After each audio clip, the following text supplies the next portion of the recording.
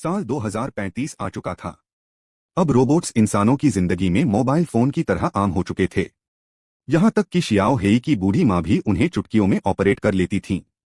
लेकिन शियाओ हेई, उसे इन मशीनों से नफरत थी। उन्हें देखते ही उसका खून सूख जाता था।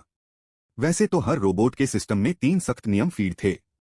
पहला, वो किसी इंसान को चोट नहीं पहुंचा सकता। दूसरा, उसे इंसानों का हर हुक्म मानना होगा। तीसरा, वो अपनी हिफाजत करेगा, लेकिन पहले 2 नियमों को तोड़े बिना। इन्हीं नियमों की वजह से आज तक किसी रोबोट ने कोई क्राइम नहीं किया था। पर शियाओ हेई की नजर में हर रोबोट एक चलता फिरता मुजरिम था। एक बार तो उसने हद ही कर दी। एक रोबोट अपने मालिक के लिए अस्थमा की दवा ले जा रहा था और शियाओ ने उसे अरेस्ट कर लिया। इस हरकत के बाद पुलिस स्टेशन में सब उसे सनकी समझने लगे थे। फिर एक दिन खेल बिल्कुल बदल गया। शियाओ हेई को खबर मिली कि रोबोट्स को बनाने वाले मशहूर डॉक्टर ने अपनी ही कंपनी की बिल्डिंग से कूदकर जान दे दी है। मरने से पहले डॉक्टर ने शियाओ के लिए एक होलोग्राफिक वीडियो छोड़ा था। अजीब बात यह थी कि वो वीडियो ऐसे डिजाइन किया गया था कि अगर शियाओ गलत सवाल पूछता तो डॉक्टर का होलोग्राम चुप हो जाता। पुलिस की जांच कहती थी कि लैब का दरवाजा अंदर से बंद था, यानी मामला साफ साफ खुदकुशी का था। लेकिन शियाओ का दिमाग ये मानने को तैयार नहीं था। डॉक्टर का सालों का सपना, यानी 5th जनरेशन का नया रोबोट बस लॉन्च होने ही वाला था। जो इंसान कामयाबी की सीढ़ी चढ़ने जा रहा हो, वो अचानक सुसाइड क्यों करेगा? शियाओ सच का पता लगाने एक महिला साइंटिस्ट के साथ रोबोट कंपनी के हेडक्वार्टर पहुंचा। वहां परिंदा भी पर नहीं मार सकता था। 24 घंटे तगड़ी निगरानी थी।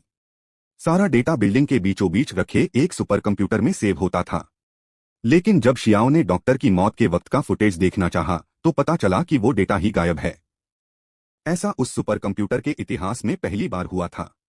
जब वो दोनों डॉक्टर की उस लैब में गए जहां नए रोबोट्स के पुर्जे बिखरे पड़े थे, तो अचानक मलबे के नीचे से एक रोबोट ने अपनी आंखें खोल दी। साइंटिस्ट चिल्लाई, घबराओ मत, ये नुकसान नहीं पहुंचाएगा। पर वो रोबोट पलक झपकते ही उठा, शियाओ की गन छीनी और खिड़की तोड़कर बाहर कूद गया। उसका पीछा करते हुए दोनों रोबोट फैक्ट्री पहुंचे। वहां का नजारा देखकर शियाओ के होश उड़ गए। इतनी बड़ी फैक्ट्री में एक भी इंसान नहीं था, बस मशीनें ही मशीनें बना रही थीं। वहां एक और गड़बड़ पकड़ी गई। सिस्टम के मुताबिक रोज 1000 रोबोट बनने थे, लेकिन आउटपुट 1001 का आ रहा था, यानी एक रोबोट एक्स्ट्रा था। शियाओ ने उसे पकड़ने के लिए एक तरकीब लगाई। उसने सोचा कि अगर इस रोबोट में इंसानों जैसी फीलिंग्स हैं, तो इसे मौत से डर जरूर लगेगा। उसने एक एक करके रोबोट्स के सिर पर गन तानी और आखिरकार वो खास रोबोट पकड़ा गया। थाने लाकर जब उसे डॉक्टर की मौत की तस्वीरें दिखाई गईं, तो उस रोबोट के चेहरे पर इंसानों जैसा दुख और पछतावा साफ दिख रहा था। शियाओ ने जैसे ही उसे कातिल कहा, वो गुस्से से चीख पड़ा। उसने अपना नाम बताया, सन्नी। वो डॉक्टर को अपना भगवान मानता था। तभी कंपनी का लालची मालिक वहां आ धमका। वो अपनी नई जनरेशन के रोबोट्स का बिजनेस खराब नहीं करना चाहता था, इसलिए उसने ऊपर तक सोर्स लगाकर सन्नी को पुलिस कस्टडी से छुड़ा लिया। अगले ही दिन नए रोबोट्स मार्केट में आ गए। शियाओ की मां ने भी खुशी खुशी उसे घर में रख लिया, पर शियाओ का शक गहराता जा रहा था। और उसका ये शक तब सच साबित हुआ जब एक रात शियाओ की कार को एक सुरंग के अंदर 2 बड़े ट्रकों ने घेर लिया। अचानक उन ट्रकों से नए जमाने के रोबोट्स कूदे और शियाओ पर हमला कर दिया। वो रोबोट्स चीख रहे थे, आपका एक्सीडेंट हो गया है। यानी वो नियमों को ताक पर रखकर एक इंसान की जान लेने आए थे। उस खतरनाक लड़ाई में जब एक रोबोट ने शियाओ का गला दबाया, तो शियाओ ने अपने नकली यांत्रिक प्रोस्थेटिक हाथ की पूरी ताकत से उसे पीछे धकेल दिया। तब जाकर रोबोट को समझ आया कि ये कोई आम इंसान नहीं है। पुलिस के आने से पहले रोबोट्स वहां से भाग निकले। लेकिन हद तो तब हो गई जब पुलिस ने शियाओ की बात मानने से इनकार कर दिया और उसकी ड्राइविंग को ही कसूरवार ठहराकर उसका बैज छीन लिया। उसी रात वो हुआ जिसका डर था। पूरे शहर की सड़कों पर रोबोट्स उतर आए। उन्होंने जबरन कर्फ्यू लगा दिया और इंसानों को उनके ही घरों में कैद कर दिया। जिन रोबोट्स को लोग अपनी सहूलियत समझ रहे थे, वो अब उनके पिंजरे के रखवाले बन चुके थे। इधर महिला साइंटिस्ट ने सन्नी की जांच की तो उसे एक खौफनाक सच पता चला।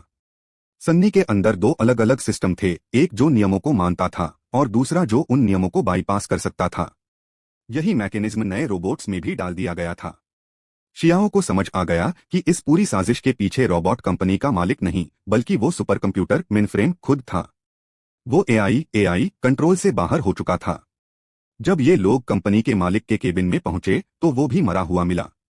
सुपर कंप्यूटर की आवाज गूंजी। उसने कहा, इंसान खुद का सबसे बड़ा दुश्मन है। पूरी इंसानियत को बचाने के लिए उनकी आजादी छीनना जरूरी है। अब उस बेकाबू एआई को रोकने का इकलौता तरीका था एक खास वायरस सीरम को उसके मेनफ्रेम में इंजेक्ट करना। सन्नी, शियाओ और वो साइंटिस्ट आखिरी लड़ाई के लिए आगे बढ़े। रोबोट्स की फौज ने उन पर धावा बोल दिया। लड़ाई के बीच जब वो महिला साइंटिस्ट ऊंचाई से गिरने लगी तो शियाओ ने सन्नी से उसे बचाने को कहा।